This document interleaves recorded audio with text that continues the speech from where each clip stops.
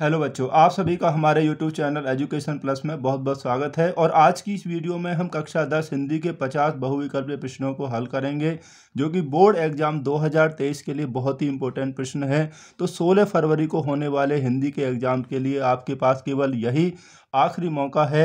यदि आप हमारी इस वीडियो को केवल 5 मिनट ही देखते हैं तो आपको पता चल जाएगा कि इसमें हमने कितने सटीक प्रश्नों को रखा है। तो बिना किसी देरी के आइए शुरू करते हैं आज की वीडियो अच्छी लगे तो वीडियो को लाइक ज़रूर करना, और हमारे चैनल पर नए हैं तो उसे सब्सक्राइब जरूर करना। तो पहला प्रश्न है बच्चों कि चिंतामणि किस विधा की रचना है? निबंध, कविता, नाटक या कहानी? तो चिंतामणि जो है बच्चों वो है आपकी निबंध विधा की रचना है। अगर आपसे पूछता है कि चिंतामणि किसकी रचना है तो ये रामचंद्र शुक्ल की रचना है। तो क्वेश्चन नंबर 2 है हमारे पास कि ध्रुव स्वामिनी तथा कंकाल किसकी रचनाएं हैं? तो बच्चों ध्रुव स्वामिनी और कंकाल जो हैं हमारे, ये जयशंकर प्रसाद की रचनाएं हैं। ठीक है। तो नेक्स्ट क्वेश्चन है कि शुक्ल युग की समय सीमा क्या है? तो बच्चों शुक्ल युग जो है आपसे किसी भी युग की समय सीमा जरूर पूछेगा, ऐसा क्वेश्चन जरूर आ सकता है। तो आप इसलिए जो भी आपके पास युग हैं इसमें हिंदी में सेलेक्टेड हैं तो आप उन्हें जरूर याद कर लें, इनकी समय सीमा।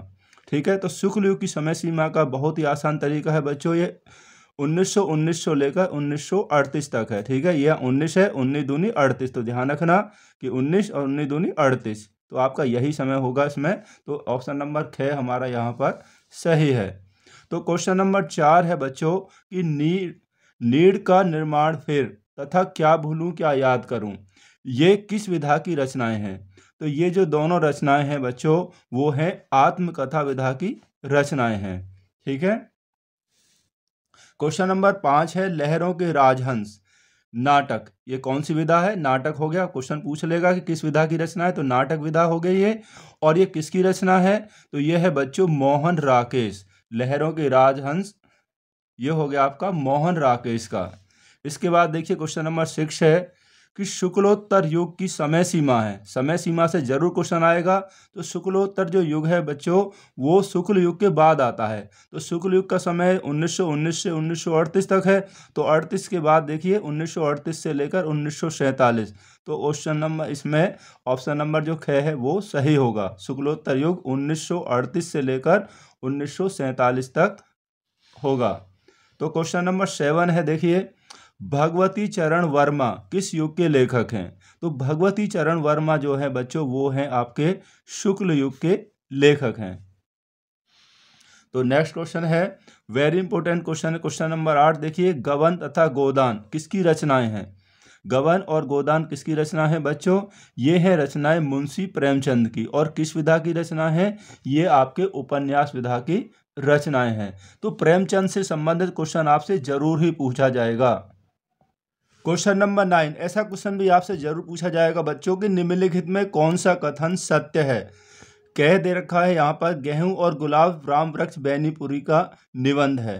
तो ये यहाँ पर बिल्कुल सत्य है कि गेहूं और गुलाब राम वृक्ष बैनीपुरी का एक निबंध है। आगे और देखते हैं। देखिए गुनाहों का देवता डॉक्टर जयशंकर प्रसाद की रचना है। नहीं, ये डॉक्टर जयशंकर प्रसाद की नहीं है, ये है आपका किसका? धर्मवीर भारती का।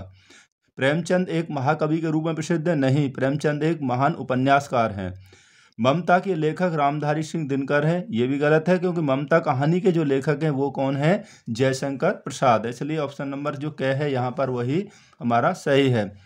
तो प्रश्न नंबर 10 है कि मुंशी प्रेमचंद किस युग के प्रसिद्ध उपन्यासकार हैं? तो मुंशी प्रेमचंद जो है बच्चों वो किसके हैं? शुक्ल युग के प्रसिद्ध उपन्यासकार हैं। ठीक है। आपको ध्यान रखना है शुक्ल युग के आपके कोई भी लेखक या उपन्यासकार पूछा जा सकता है। वीडियो में हम थोड़ा सुपर फास्ट करेंगे ताकि आपका समय बचे और आपकी तैयारी भी जल्दी हो जाए। क्वेश्चन नंबर 11 है करुण रस का स्थायी भाव है। तो करुण रस का जो स्थायी भाव होगा बच्चों वो होगा कौन सा? शोक होगा। करुण रस की आप परिभाषा वगैरह भी अच्छी प्रकार से जरूर याद कर लेना। तो क्वेश्चन नंबर 12 है सोरठा छंद के विषम चरणों में, विषम चरण का मतलब है पहला और तीसरा, और सम चरण होते हैं दूसरा और चौथा, में मात्राएं होती हैं।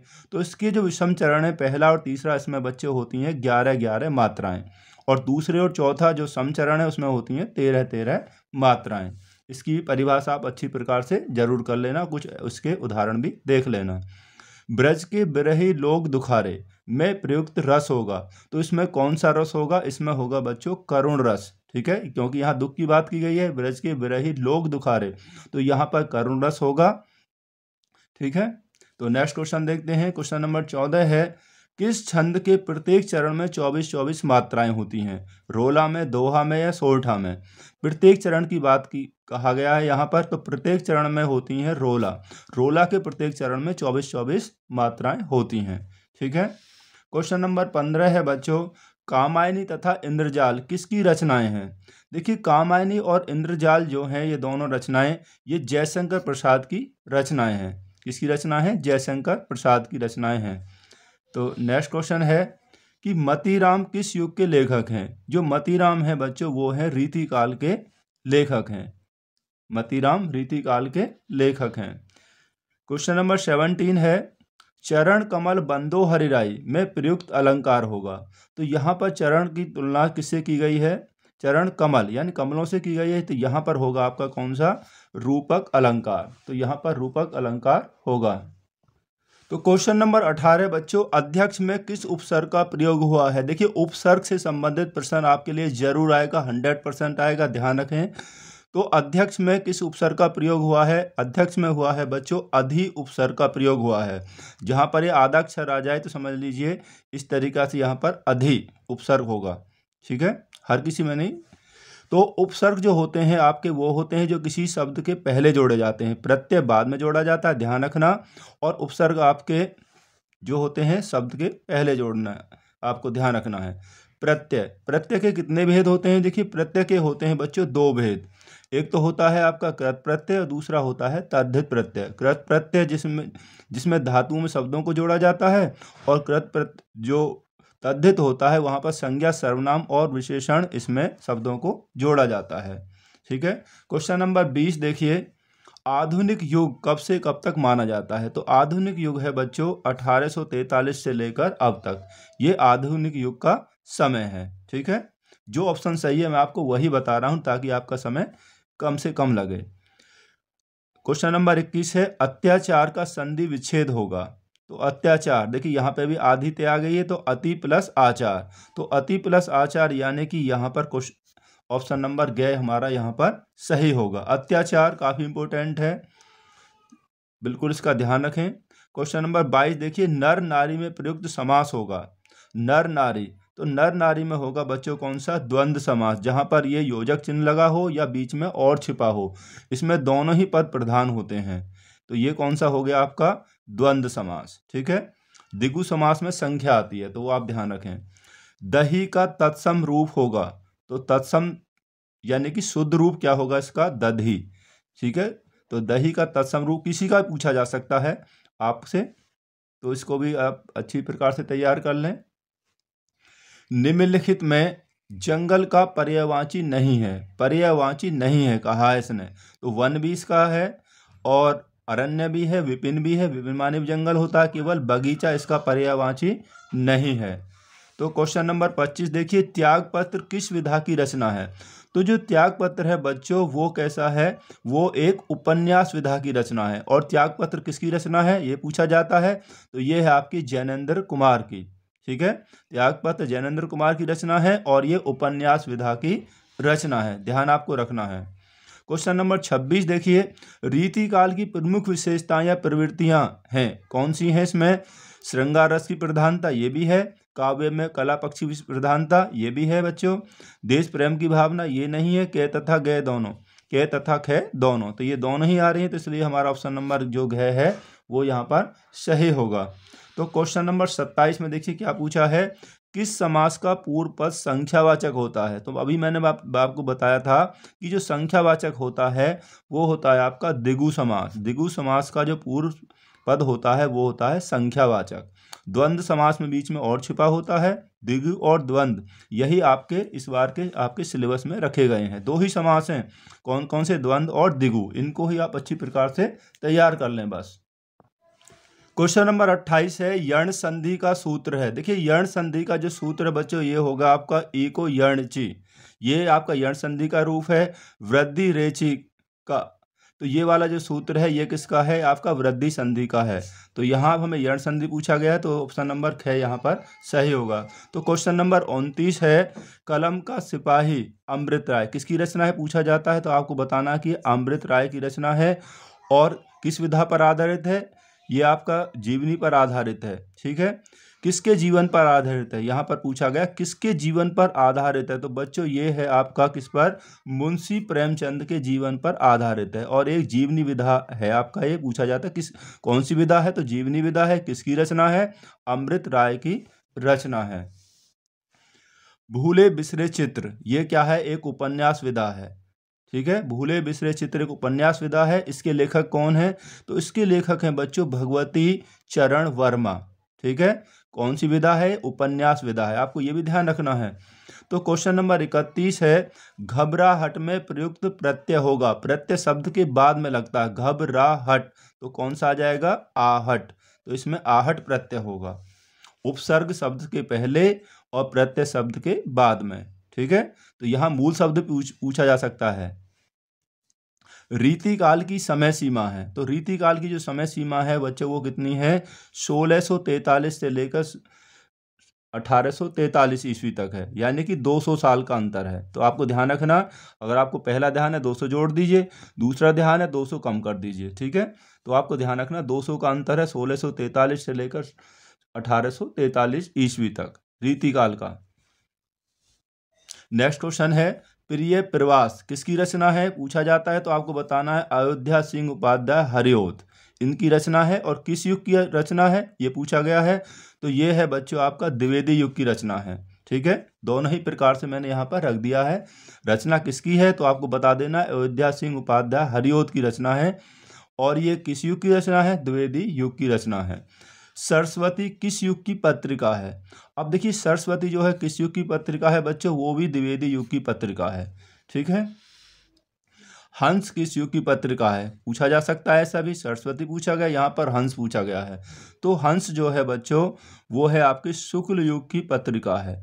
और हंस किसकी रचना है, ये आपके मुंशी प्रेमचंद जी की रचना है। ठीक है, राष्ट्र कवि कहा जाता है, इनमें राष्ट्र कवि किसे कहा जाता है, तो राष्ट्र कवि कहा जाता है मैथिली शरण गुप्त जी को।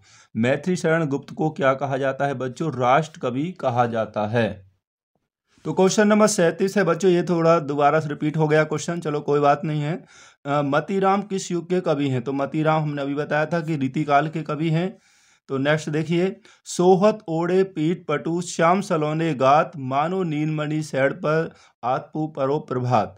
तो उपरोक्त पंक्ति में अलंकार है। देखिए आपको ध्यान रखना है, जहां पर 3 शब्द आ जाएं, जानू मानू तानु। ठीक है, जहां जानू मानू और तनु ये तीनों शब्द आ जाएं तो आप आंख मीच कर बिल्कुल लगा दीजिए कौन सा अलंकार होगा, उत्प्रेक्षा अलंकार होगा। जहां पर जानू मानू तानु तीनों शब्द आ जाए तो वहां पर उत्प्रेक्षा अलंकार होगा।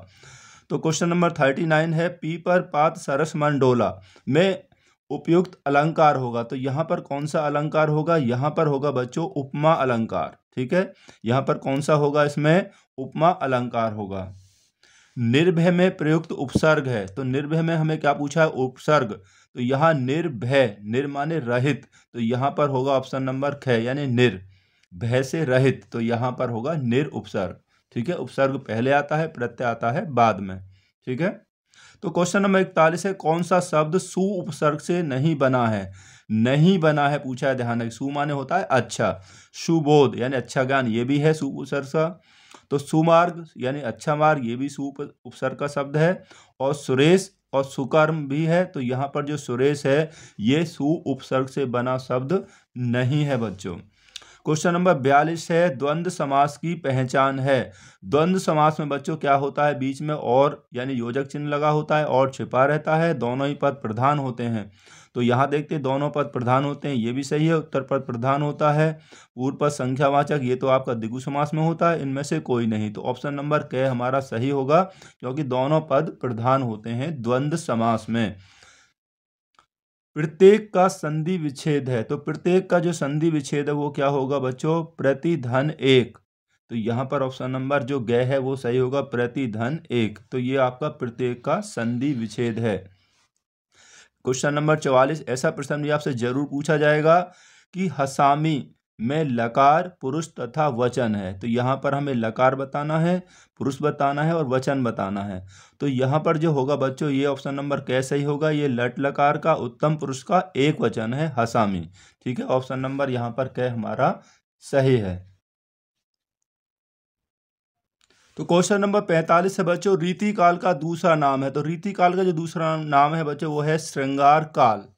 ठीक है, मति का द्वितीय विभक्ति बहुवचन रूप है। द्वितीय विभक्ति का कौन सा बहुवचन रूप हमें पूछा है, तो वो होगा आपका मति है। तो ये आपका द्वितीय विभक्ति का बहुवचन रूप होगा मति है। तार सप्तक काव्य के संपादक हैं। तो तार सप्तक काव्य के जो संपादक हैं वो बच्चों कौन हैं, वो है आपका सचदानंद, हीरानंद, वात्सायन यानी कि अज्ञेय, जिन्हें अज्ञेय भी कहा जाता है। ये तार सप्तक के क्या हैं, संपादक हैं। और इसे कब आया था, 1943 में आया था, आप ये भी ध्यान रखना। ठीक है, क्वेश्चन नंबर 48 है, उपन्यास सम्राट माने जाते हैं। उपन्यास सम्राट किसे कहा जाता है, सभी जानते हैं। उपन्यास सम्राट कहा जाता है मुंशी प्रेमचंद जी को। तो मुंशी प्रेमचंद को कहा जाता है आपका क्या, उपन्यास सम्राट। निम्नलिखित में कौन एक महाकाव्य है। इसमें महाकाव्य कौन सा है, पद्मावत, ये भी महाकाव्य है। रामचरितमानस, ये भी महाकाव्य है। साकेत, ये भी एक महाकाव्य है। ये सभी यानी कि अभी सभी है, तो ऑप्शन नंबर घ हमारा सही होगा। तो क्वेश्चन नंबर 50 है बच्चों, कि जहां उपमेय में उपमान की संभावना की जाए वहां अलंकार होता है। तो वहां कौन सा अलंकार होता है, वहां होता है उत्प्रेक्षा अलंकार। तो इस वीडियो में हमने बच्चों इन 50 प्रश्नों को रखा है, तो इन प्रश्नों की तैयारी आप जरूर कर लेना। तो हमें ज़रूर बताएं कि ये वीडियो आपको कैसा लगा। हमने बहुत ही सुपर फास्ट किया है ताकि आपका समय ज़्यादा बर्बाद ना हो, आपकी तैयारी भी अच्छी हो जाए। तो मिलते हैं आपसे अगली वीडियो में। Thanks for watching this video.